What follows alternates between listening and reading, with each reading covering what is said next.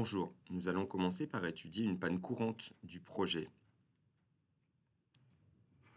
Alors la panne courante, il s'agit d'une des pannes qui se trouve ici, voilà, qui s'appuie sur les portiques d'extrémité, puis les deux portiques intermédiaires, puis à nouveau le portique d'extrémité. On verra que ce n'est pas celle-ci, celle-ci c'est une panne qui est plus sollicitée, parce qu'à cause de la crotère, il y a une surcharge de neige à cet endroit-là, et on verra comment est pris en compte et comment cette surcharge de neige peut être portée par la panne. Donc c'est cette panne-là. Si je regarde sur la coupe transversale, voilà, donc j'ai le portique et la panne étudiée, la panne courante, c'est celle-ci, un IPE 140 qui va porter le bac astier qui se trouve dessus. Alors, nous allons pouvoir modéliser la panne courante. On voit que sa portée est de 5,94 m. Donc, sur robot, eh bien, je vais représenter cette panne courante. Alors, j'ai ouvert un projet robot portique 2D. La progression sur robot va se faire ici, pour la partie modélisation. Avec démarrage, on peut dessiner des axes, nous, on ne va pas en avoir besoin. Puis, on va dessiner des nœuds, des barres, des sections, les appuis et enfin le chargement. Je sélectionne donc nœud.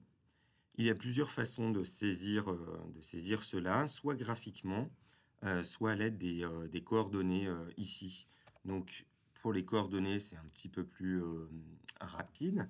On a dit 5,94 et en Z 0. Donc, ça y est, j'ai saisi mes nœuds. Je vais pouvoir passer aux barres. Voilà.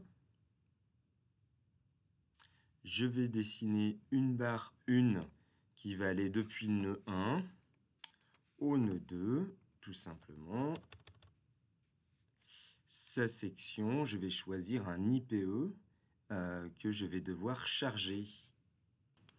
Donc pour le charger, j'ai cherché ici sur la section dont les catalogues profilés métalliques acier standard, les premiers qui se trouvent ici.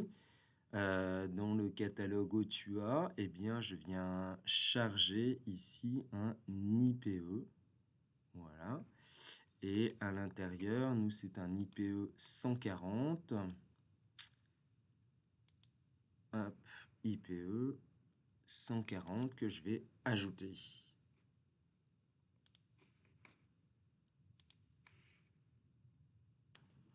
Voilà, j'ai donc ma barre 1 qui va du nœud 1 au nœud 2 avec une section 140. Je l'ai sélectionné graphiquement. Je peux passer maintenant aux sections et matériaux. En fait, je l'ai déjà fait vu que j'ai appliqué IPE 140. J'aurais pu dessiner une barre sans section. Là, vous voyez que c'est déjà le cas. Je peux venir maintenant aux appuis pour appliquer donc une rotule en 1, par exemple, et puis un appui simple en 2. Voilà donc la modélisation de notre élément. Donc vous avez vu la succession des étapes. On va passer au chargement dans une vidéo suivante.